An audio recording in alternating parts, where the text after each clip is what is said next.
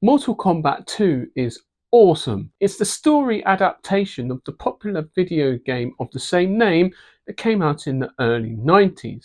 It packs one hell of a punch. It doesn't take itself too seriously and is very self-deprecating. The humour and the pop culture references are off the charts, and it is genuinely awe-striking. And at times I felt as though I needed to have a Sega Mega Drive controller on hand, as it felt very similar to the game. The film is steeped in martial arts lore and mythology, and is a film about finding out who you are through adversity, and it is a bloody good time.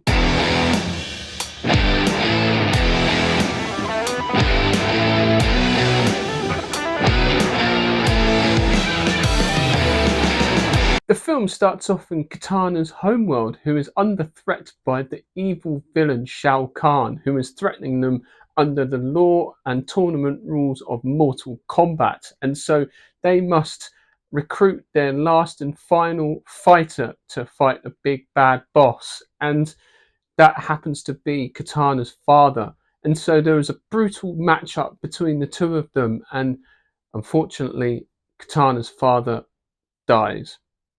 And so their planet is under Shao Kahn's rule. And so we pick up the story in the future. And this is where Earthrealm is now the new threat. And Earth must recruit their fighters, Earth's mightiest heroes, to come and defeat Shao Kahn for their right to remain and not be enslaved by himself and his people. And so that's when they decide to recruit Johnny Cage.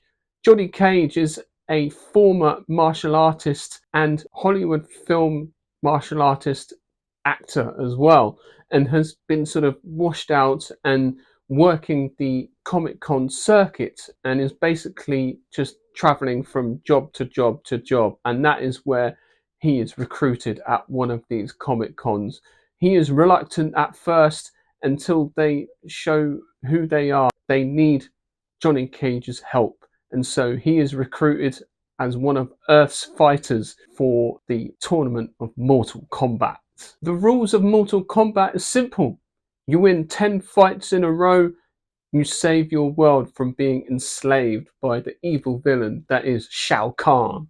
This film is awesome and will have you smiling from ear to ear all the way through the film.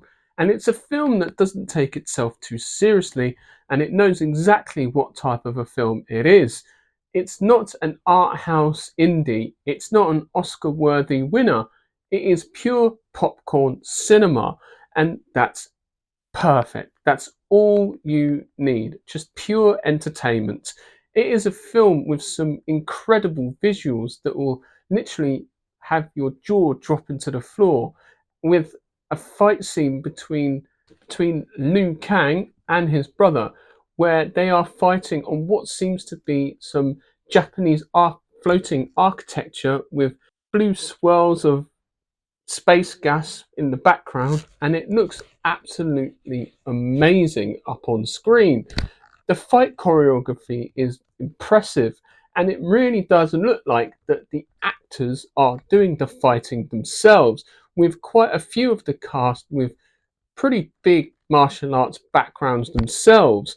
And that makes a big difference. When you see the actors actually doing it, it makes it feel more authentic. Karl Urban as Johnny Cage is pitch perfect casting. He is somebody who has had a career in doing genre films and TV shows like Lord of the Rings, The Boys, Judge Dredd, and Star Trek. So he is well versed in this type of arena and knows what he's doing when it comes to this type of a film. And his martial arts is really quite impressive, and some of the fight sequences he has in the film is really quite jaw-dropping, especially the fight sequence in the desert with the weird desert aliens in about halfway through the film. And he doesn't take himself too seriously, and also pokes fun at the world of Hollywood and how trends have vastly changed from what it was in the early 90s with this type of martial arts type of film, where he even says people want more dark, gritty more John Wick, for example. So it is really quite self-deprecating and pokes fun at the world of Hollywood. And overall, across the board, the cast was excellent. But I do find that the standout sort of laugh out loud character has to be Kino.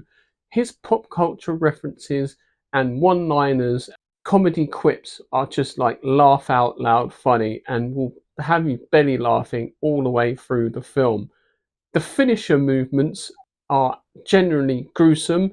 There's so much blood. It is, yeah, you're just cheering at every fight, punch, kick, you name it. And it is just like pure entertainment at its finest. And they don't mess about. Like within first 30 minutes, you're seeing like 3 or 4 different fight sequences between like 5 or 6 different characters going at it all at once. The fighting is very dynamic and fast. The special effects are particularly great as well. They do some great stuff with Liu Kang's character, and his fire powers are really sort of well depicted here.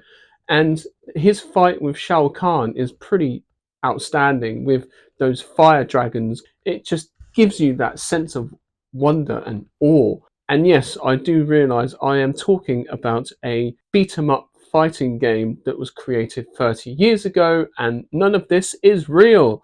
But it really set the imagination alight, and it really made me think that there is hope and that there is good films on the horizon, and this is definitely up there as one of the greats of 2026. Yes, the acting may be a bit cheesy at times and full of one-liners and really funny sort of quips here and there, but it doesn't matter.